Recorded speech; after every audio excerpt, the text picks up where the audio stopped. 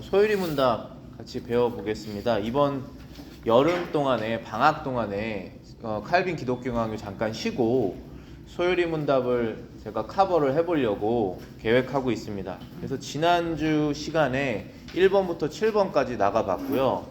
오늘은 8번부터 나가보겠습니다. 그 소율이 문답은 107개 항으로 되어 있는데요. 성경을 제가 생각하기에 가장 잘 요약한 웨스턴에서 신앙 고백서를 문답식으로 정리한 그러한 내용입니다. 8번부터 나가려고 하는데 그 8번의 바로 전 7번을 저희가 같이 봐야지 이해가 되기 때문에 7번을 짧게 얘기하고 넘어가겠습니다. 요리문답 7번째 문항은 저희들에게 이렇게 묻습니다. 하나님의 작정이 무엇입니까? 답은 하나님의 작정은 그분의 뜻대로 계획하신 영원한 목적입니다. 그 목적을 따라서 하나님께서는 일어나는 모든 일을 자기의 영광을 위하여 미리 정하셨습니다. 그래서 이 한 구절 한 구절을 우리가 의미를 곱씹어 봐야 되는 문항입니다. 다 문항들이 그렇습니다. 하나님께서 정하시는 것은 첫째는 그분의 뜻대로 하신 것입니다. 누구의 의견을 듣고 하시거나 상황의 변화를 보시고 결정하시는 것이 아니라 하나님께서 뜻을 정해서 작정하시는 것입니다. 하나님께서는 일어나는 모든 일을 자기의 영광을 위해서 미리 정하셨습니다. 우리는 운명론자가 아니지만 우리 인생에서 또 세상에서 일어나는 모든 일들은 하나님께서 창세전에 미리 정하셨다는 것을 믿고 그 목적은 하나님의 영광이 드러나기 위해서 정하셨다라는 것을 믿습니다. 왜냐하면 성경이 그렇게 증거하고 있기 때문입니다. 그리고 우리가 그것을 믿은 대로 믿으면서 생활하다 보면 정말 말씀하신 그대로 우리의 인생 가운데 하나님의 영광이 드러나는 것을 발견하게 됩니다. 8번째 문항은 우리에게 이렇게 묻습니다.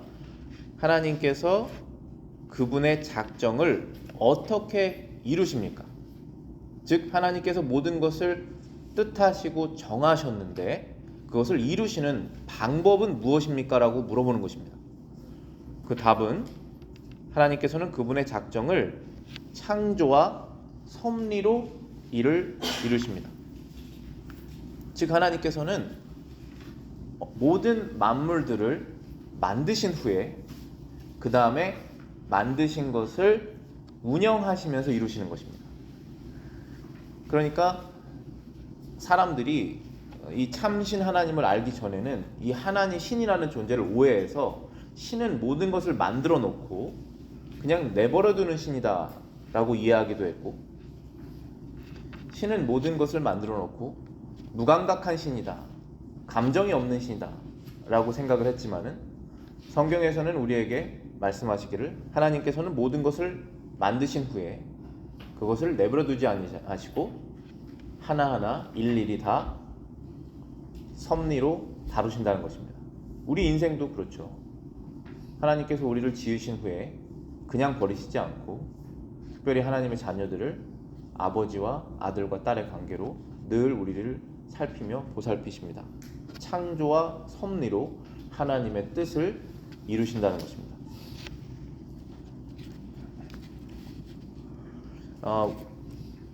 성경에 보면은 참새가 아주 싼 가격에 팔리는데 그 참새 하나라도 하나님의 뜻이 없이는 땅에 떨어지지 않는다라는 말씀이 있습니다. 그 말씀이 사실이죠. 거기에 창조와 섭리가 같이 들어있는 말씀입니다. 참새는 하나님께서 창세 때 만드신 것이죠. 물론 그 개체들이 늘어났겠지만은 하나님께서 참새를 만드신 후에 참새가 돌아다니다가 물론 참새가 움직이는 모든 것들 어떻게 생활하는 것들 그런 것들도 하나님께서 그 DNA에 다 디자인을 하셨겠죠. 그런데 이제 참새들이 날아가다 보면은 땅에 떨어지지 않습니까? 저희도 가끔 그런 경우가 있는데 창문이 이렇게 있다 보면은 벌새나 이런 조그만 새들이 갑자기 날아와서 창문에 탁 부딪히고 떨어져서 죽지 않습니까? 안타깝게도. 그러한 일들조차도 하나님의 뜻 없이는 일어나지 않는다는 것입니다. 그리고 그렇게 작은 일조차도 우리 7번 문항의 답을 보면은 하나님께서 자신의 영광을 위해서 미리 정하셨다는 것입니다. 물론 사람의 눈이 어두워져서 죄 가운데 묶여 있을 때는 그런 작은 일들이 하나님의 영광을 드러내는지 전혀 무감각하죠. 그러나 우리가 죄를 회개하고 그리스도 안에서 거듭난 후로부터 하나님을 우리의 아버지라고 부르며 그분의 뜻을 살피게 됩니다. 그러면서 아주 작은 이러한 일조차도 하나님의 영광을 위해서 일어났다라는 것을 깨닫게 되는 것입니다. 하나님께서는 그분의 뜻을 창조와 섭리로 이루신다는 것을 우리가 기억해야겠습니다.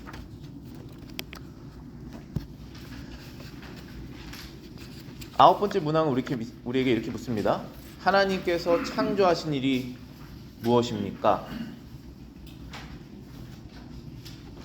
우리가 다 창조를 알고 또 믿고 있지만 성경을 이렇게 정리해봤습니다. 하나님께서 창조하신 일은 엿새 동안에 아무것도 없는 중에서 그분의 능력 있는 말씀으로 만물을 지으신 것인데 하나님의 보시기에 모든 것이 매우 좋았습니다. 성경이 우리에게 증거하고 있는 창조의 내용은 아무것도 없는 것 중에 창조하셨다는 것이 중요한 것입니다. 하나님께서 사람에게 지혜를 주시고 능력을 주셔서 어떤 것을 만들 수 있는 머리를 주셨습니다. 그리고 또 물질을 주셔서 그 물질을 결합하여서 다른 물질을 만들어낼 수가 있죠. 근데 그것은 창조라고 부르지 않습니다. 왜냐하면 창조는 아무것도 없는 것에서 만드는 것이기 때문에 그렇습니다. 그래서 창조의 정의가 뭐냐 하면 없는 것을 있는 것처럼 부르시는 하나님의 능력 가운데 만들어진 것들이 바로 창조입니다. 성경에 그런 말씀이 있잖아요. 없는 것을 있는 것처럼 부르시는 하나님. 그러니까 저희는 그 하나님의 창조의 능력을 일정 부분 받았습니다. 그게 사람의 능력이에요. 그 동물과 다른 하나님의 형상대로 지음받은 사람의 고유 능력입니다. 그러니까 고안해내죠. 어떤 것이 없습니다. 지금 우리 집안에 어떤 것이 없습니다. 물건이. 그럼 뭘 결합해서 어떤 물건을 만들어낼 수가 있습니다. 우리 사회생활에서 이 세상에서 필요한 물건을 누가 발명해냅니다. 어떤 것들을 결합해서. 그런 것이 창조 능력이죠.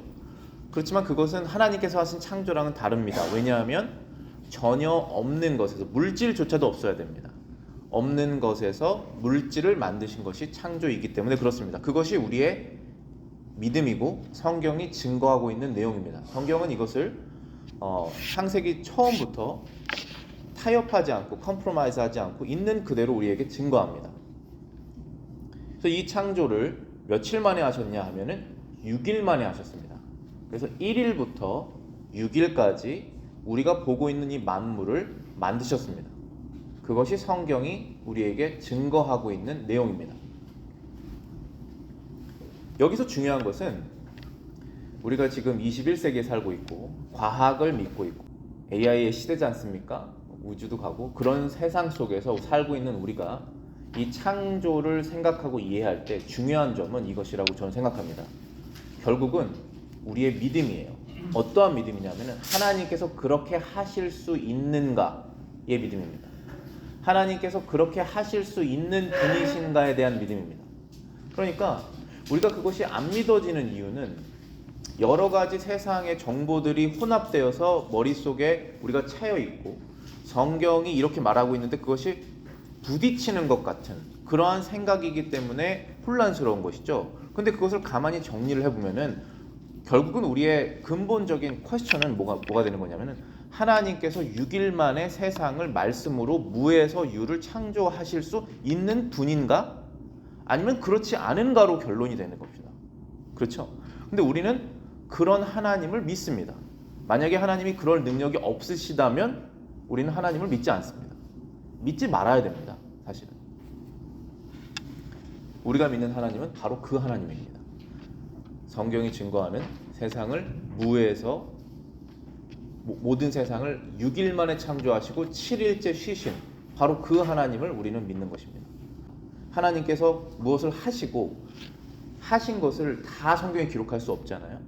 그런데 성경에 기록한 것은 우리가 알아야 하는 중요한 것들이기 때문에 기록하신 것입니다. 성경의 지면이 얼마나 제한적입니까? 그래서 성경에서 몇 번 반복하는 구절이 나왔다. 그럼 굉장히 중요한 것이고, 어떠한 정보를 디테일하게 적어주셨다. 첫째 날 하셨다, 셋째 날 하셨다, 6일째 하셨다, 이런 것을 알려주신 것은 중요한 정보입니다. 그래서 그거를 우리가 잘 들어야 되죠. 기억해야 됩니다. 예를 들면은 하나님께서 첫째 날에 뭐를 창조하셨을까요? 뭐를 창조하셨습니까? 제가 무슨 이제 여러분의 상상을 발휘하는 질문을 하는 게 아니라 무엇을 창조하셨는지 성경에 기록하고 있는 걸 아십니까? 라고 물어보는 겁니다. 하나님께서 첫날 무엇을 창조하셨죠? 빛을 창조하셨습니다. 그것은 아주 중요한 사실입니다. 그 첫째 날이 무슨 요일이죠? 첫째 날 무슨 요일이라고 생각하십니까? 여러분? 첫째 날은 일요일입니다. 첫째 날은 일요일이에요.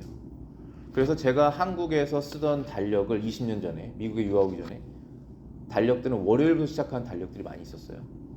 월, 화, 수, 목, 금, 토일. 토일이 주말이라고 저희가 말하지 않습니까? 위크엔드잖아요. 그렇게 말하죠, 일반적으로.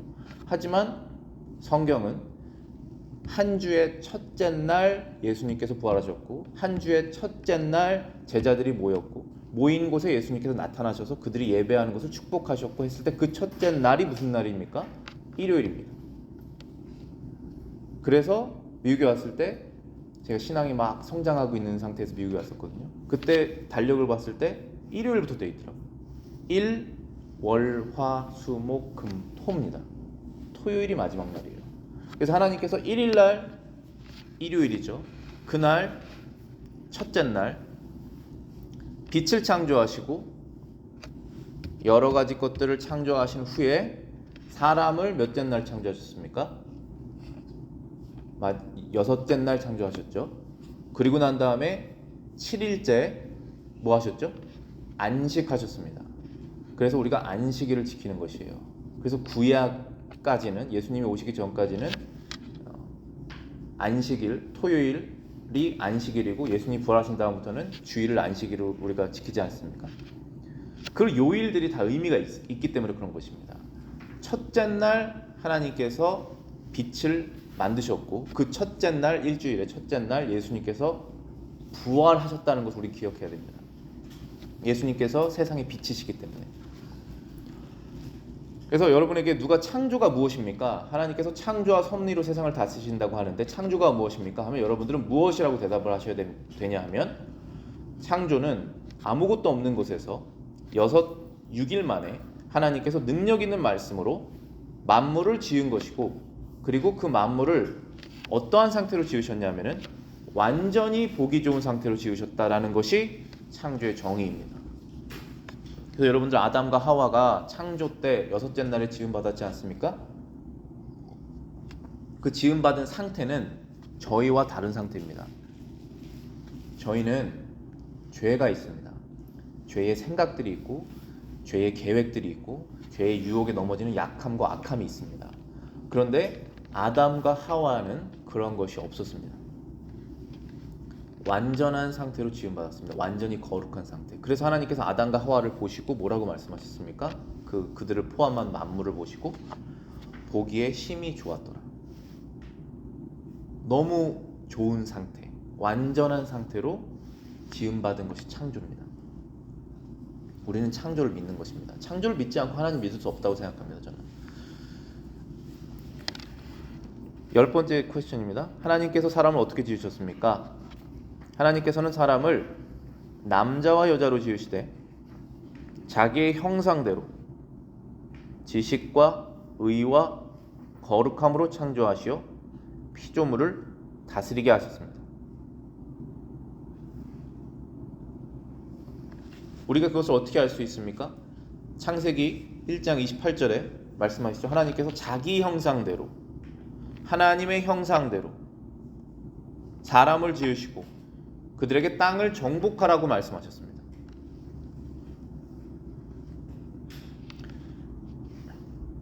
하나님께서는 태초에 사람을 만드셨을 때 남자와 여자로 만드셨습니다. 이때의 상태가 아담과 하와의 상태가 완전히 거룩하고 의로운 상태입니다. 그 상태에서 남자와 여자를 만드셨고 그들이 만나면서 바로 결혼을 하게 되죠. 아이를 낳게 되고 그것이 죄 짓기 전에 일어나는 일들입니다. 그러니까 남성과 여성으로 존재하고 결합하여서 결혼을 하고 아이를 낳는 것은 하나님께서 보시기에 심히 좋은 것입니다. 그것은 사람의 죄 가운데 여러 가지로 망치는 것이지만 하나님께서 남성과 여성으로 사람을 만드셨다라는 것 우리가 기억해야 되고 너무나 당연한 사실이고 하지만 세상이 혼란스럽기 때문에 다시 한번 정리를 해야 되는 것입니다. 자기의 형상대로라고 했을 때 여기에서 형상은 몸의 형태가 아니라고 제가 누차 말씀드리죠. 여기에서 형상은 그분의 캐릭터입니다. 하나님께서 가지고 계시는 여기에서는 세 가지 캐릭터로 요약을 했는데 첫 번째는 지식, 의, 거룩함입니다. 그분이 가지고 계시는 하나님의 형상, 지식, 의, 거룩함입니다. 그래서 사람은 지식을 쌓아야 됩니다. 특별히 하나님의 말씀의 지식을 알아야 됩니다. 그래야지만이 우리가 온전한 사람으로서의 역할을 할 수 있습니다. 아버지면 아버지, 남편이면 남편, 아내면 아내, 딸이면 딸, 아들이면 아들, 학생이면 학생, 자신의 역할을 온전히 하려면 지식이 있어야 됩니다. 그런데 그 지식이 하나님의 말씀을 제외한 지식이면 기능적인 역할을 어느 정도는 할 수 있지만 도덕적으로 다 망가지게 되어 있습니다. 그러면 그것은 기능적으로 안 하는 게 나을지도 몰라요.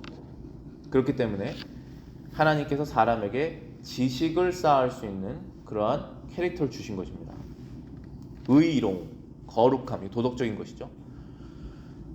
이러한 하나님의 형상대로 사람을 지으신 후에 그 사람에게 세상을 다스리라 라고 명령하신 것입니다. 세상을 정복하라 라고 명령하셨습니다. 그래서 우리가 사람이 사는 곳은 늘 아름다워야 돼요. 사람이 사는 곳은 정돈돼야 되고 질서가 있어야 되고 동물들이 안전하게 보호가 돼야 되며 자연 환경이 정돈이 돼야 됩니다. 그렇지 않습니까? 여러분들 네이버에 누가 사시다가 돌아가셨거나 누가 안 살게 되면 그 집 어떻게 되죠? 폐허가 됩니다. 오히려 좋은 자연의 상태로 돌아갈까요? 아마존처럼 돌아가야지 좋은 자연의 상태입니까? 그렇지 않죠. 하나님께서 관리하라는 것을 사람이 잘 관리를 해야 됩니다. 그러려면 지식과 의와 거룩과 하나님께 영광을 돌리려고 하는 마음이 있어야지 그렇게 될 수 있는 것이죠. 그게 하나님께서 사람을 지으신 이유입니다. 그러면 창조를 우리가 이 두 문항으로 정리를 해본 것이에요. 하나님께서 세상을 작정하시고 그분의 뜻을 이루시는 방법이 그 도구가 두 가지가 있는데 하나는 창조라고 했고 두 번째는 섭리라고 했습니다. 근데 그 창조가 무엇이냐 했을 때 9번과 10번에서 답을 한 것이죠. 그런 다음에 11번에서 하나님의 그럼 섭리는 무엇인가라고 물어보는 것입니다. 우리에게 섭리라고 하는 단어가 영어로는 providence라고 하는 단어죠. providence라고 하는 이 단어는 여행하시다 보면 미국의 도시 이름도 providence라는 것이 많이 있고 미국 교회들도 이름 중에 providence라는 교회 이름들이 많이 있습니다. 그 이유가 이 섭리라고 하는 단어가 너무나 아름다운 단어이기 때문에 사용하는 것이죠. 근데 우리가 일상생활에서 섭리라고 하는 우리 한국어 단어를 잘 사용하지 않기 때문에 낯설 수 있지만 이 섭리는 여러분의 삶 속에서 매일매일 일어나는 하나님의 다스림이십니다. 그렇기 때문에 이 단어가 아름다울 수밖에 없는 것입니다. 11번째 문항은 하나님께서 섭리하는 일이 무엇입니까? 라고 우리에게 물어봅니다. 그 답은 하나님께서 섭리하시는 일은 모든 피조물과 그 모든 활동을 가장 거룩하고 지혜롭고 능력 있게 보존하시며 통치하는 것이다 라고 했습니다. 하나님께서 창조하신 후에 이 세상 가운데 있는 모든 피조물, 여기에서 피조물이라는 것은 말 그대로 지음받은 것들입니다. 이 지음받은 것들에는 무생물도 있고 생물도 있고 우리 같은 사람도 있으며 보이지 않는 천사들도 포함되겠죠. 왜냐하면 모든 것이 무에서 만들어진 것들이기 때문입니다. 그래서 하나님께서 그 모든 것을 만드신 후에 그 모든 활동을 가장 거룩하고 지혜롭고 능력 있게 보존하시며 통치하신다. 즉 하나님께서 만드신 모든 것들을 지금 하시는 것은 두 가지라고 되어 있습니다. 보존하며 통치한다. 있는 것이 없어지지 않게 잘 보호하시는 그 보존, 그리고 그 있는 것이 마음대로 활동하지 않도록 통치하시는 이 두 가지를 하신다는 것입니다. 저와 여러분들의 인생 가운데서도 하나님께서 이러한 보존과 통치를 하시는 것이죠. 너무나 쉽게 우리가 이해를 하면 일주일 동안 우리가 생명이 붙어져 있는 것은 보존이죠. 주일날 아침 9시 반에 이 성경 공부 자리로 여러분들이 계획하시고 나오신 이 행동을 하나님께서 인도하신 것은 통치입니다. 이 두 가지를 하신다는 것입니다. 그런데 이 두 가지를 어떻게 하시느냐라고 요리문답에서 정리를 한 것이 가장 거룩하고 지혜롭고 능력 있게 하신다라고 되어 있습니다. 하나님의 가장 거룩한 뜻을 우리의 삶 속에서, 우리의 세상 속에서 이루시는 것이고, 그분의 뜻은 가장 지혜롭습니다. 즉 어떤 것입니까? 가장 지혜롭기 때문에 더 좋은 방법이 없다는 것입니다.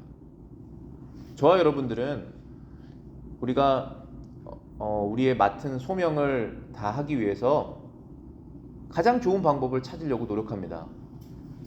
아내면 아내, 아버지면 아버지, 자녀면 자녀, 다 자기의 소명대로 살아가는데 가장 좋은 것을 찾으려고 하는데 늘 더 좋은 방법이 있겠죠.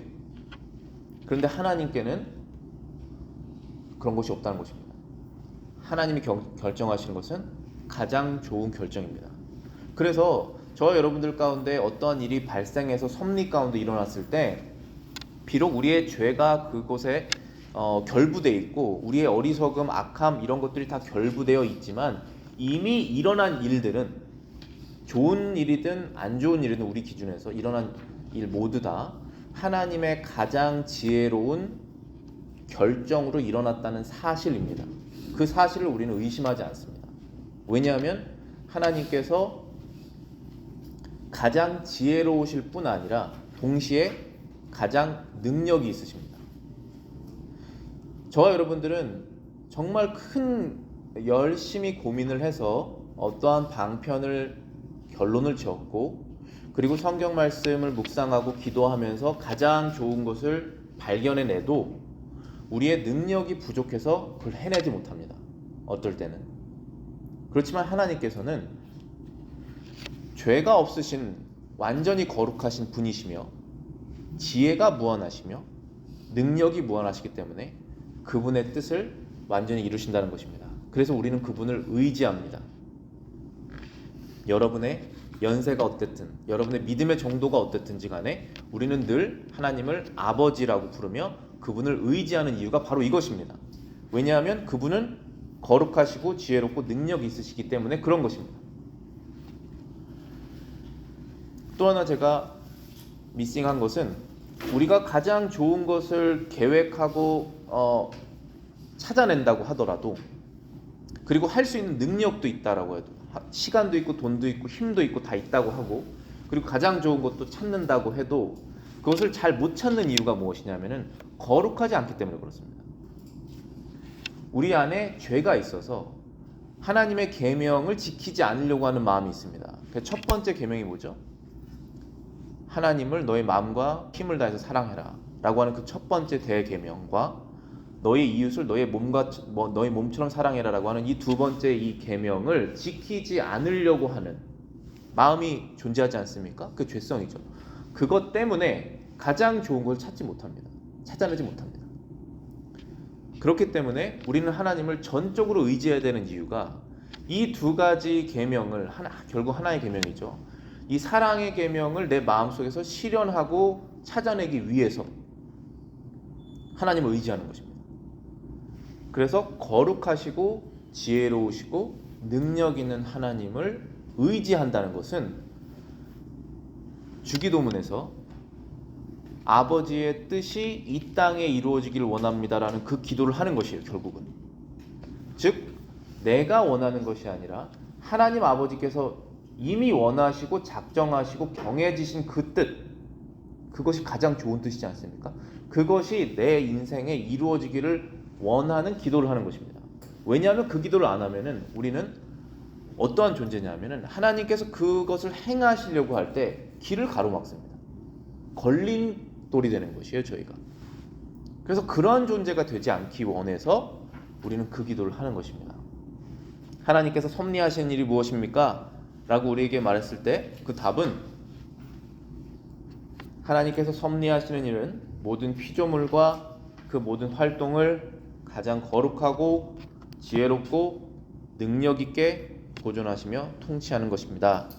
라는 것입니다. 12번째 문항은 우리에게 이렇게 묻습니다. 사람이 창조받은 지위에 있을 때 하나님께서 그에게 행하신 특별한 섭리는 무엇입니까? 답은 하나님께서 사람을 창조하신 후에 완전한 순종을 조건으로 생명 언약을 맺으시고 선악을 알게 하는 나무의 열매를 먹는 것을 사망의 벌로 금하셨습니다. 하나님께서 아담과 하와를 지으신 후에 아담과 하와가 모든 인류를 대표하는 사람들이시죠. 그 창조받은 그 지위에 있을 때 그들에게 특별하게 행하신 섭리는 완전한 순종을 조건으로 생명 언약을 맺으셨다는 것입니다. 하나님께서 아담과 하와를 만드신 후에 어느 곳으로 인도하셨죠? 그 동산의 이름이 있지 않습니까? 에덴 동산으로 인도하셨습니다. 그 에덴 동산은 이 지구상에 실제로 존재했었던 장소입니다. 지금의 어느 중동 지역으로 저희가 생각하고 있습니다. 왜냐하면 그 창세기에 그 에덴의 지역을 설명하는 강들의 이름이 나오는데 그 강들의 이름이 중동에 있는 그 강의 이름과 유사하기 때문에 그쪽으로 우리가 생각을 하고 있습니다. 실제로 존재했었던 그 가든이죠. 동산의 이름 에덴에 하나님께서 아담과 하와를 살게 하시고 그리고 동산에 있는 모든 나무에서 나오는 열매들을 먹어도 된다라고 말씀하셨습니다. 그리고 동산 가운데 어떤 나무가 있었죠? 동산 가운데 생명나무가 있었습니다.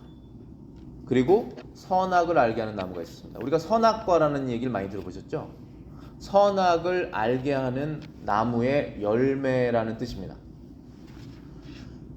그래서 그 동산 가운데에 선악을 알게 하는 나무가 있고 그리고 그 옆에 어떤 것이 있었습니까? 생명나무가 있었죠. 동산 가운데는 두 나무가 있었습니다. 우리가 그 부분을 미싱하면 안 돼요. 하나님께서 선악을 알게 하는 나무만 두신 것이 아니라 생명나무도 주셨습니다.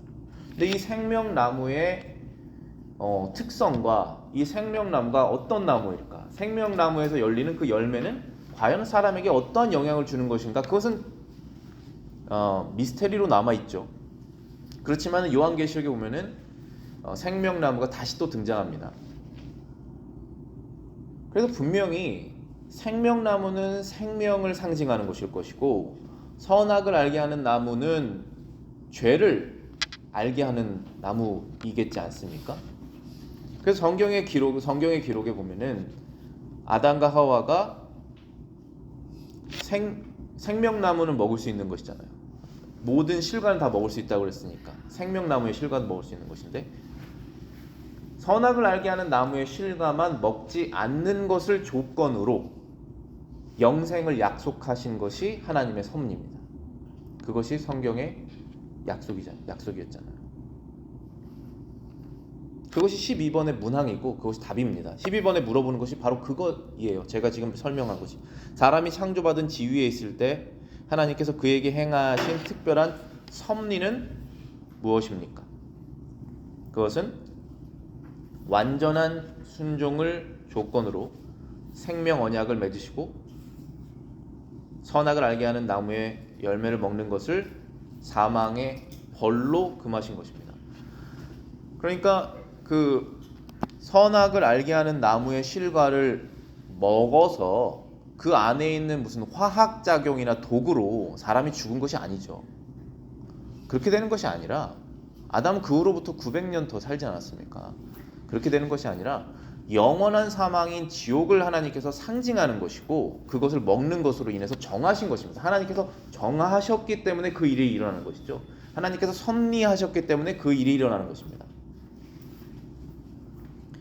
그래서 12번의 내용은 그런 것이었고 13번의 내용은 당연히 그럼 아담이 그 지위에 계속 있었는가 그 질문이죠. 우리의 시조가 창조받은 지위에 그대로 있었습니까? 제가 창조를 믿지 않으면서 이 창조주 하나님을 믿을 수 없다라고 제가 말씀드린 이유가 여러분의 시조가 아담이라는 것을 믿지 않으면서 어떻게 두 번째 아담인 예수님을 믿을 수 있겠습니까?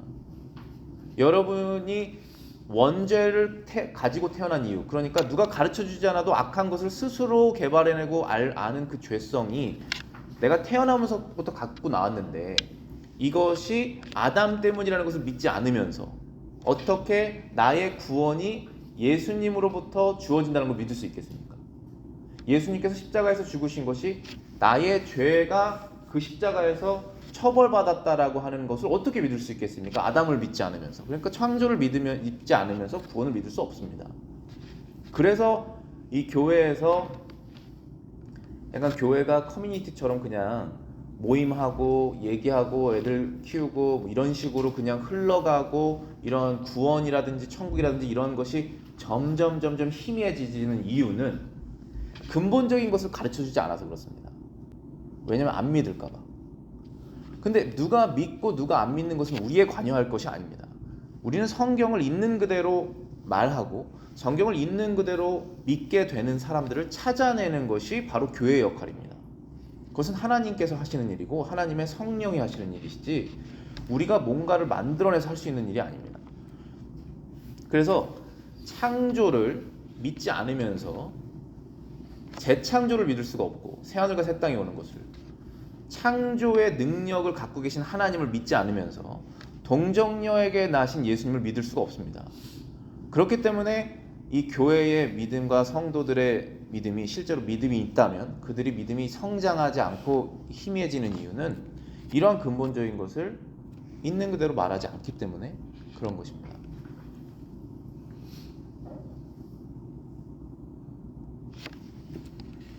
13번 문항입니다. 우리의 시조가, 그래서 우리 교인들은 아담이 우리의 시조라는 것을 당연히 믿으면서 교인으로 들어오실 수 있는 것이죠. 그것을 믿지 않으면서 아담 내 아버지 조상을 끝까지 따라가면 그것의 끝에는 아담이 있다라는 것을 믿지 않으면서 기독교인이 될 수 없습니다. 그렇죠? 그래서 우리의 시조라고 써 있는 것입니다.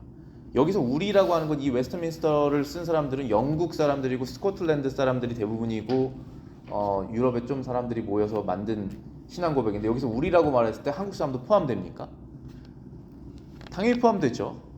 한국 사람들은 땅에서 그냥 나왔습니까? 어디 조상으로부터 나와야 되지 않겠습니까? 그래서 우리라고 표현한 것입니다. 전 세계 모든 전 세계 시대 사람이 다 아담의 밑에서 태어났기 때문에 우리라는 표현을 쓴 것입니다. 우리의 시조, our first parents라고 되어 있어요. 원문에는. 우리의 시조가 창조받은 지위에 그대로 있었습니까? 그렇지 않죠. 타락했습니다. 의지의 자유를 받았으나 하나님께 범죄함으로써 창조받은 지위에서 타락됐다.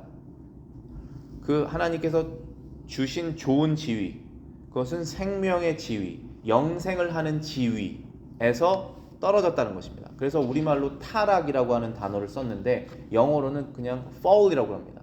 그래서 그 fall을 특정한 fall이니까 대문자 F 써서 the fall이라고 해요. 그럼 그것이 타락이라는 뜻이에요.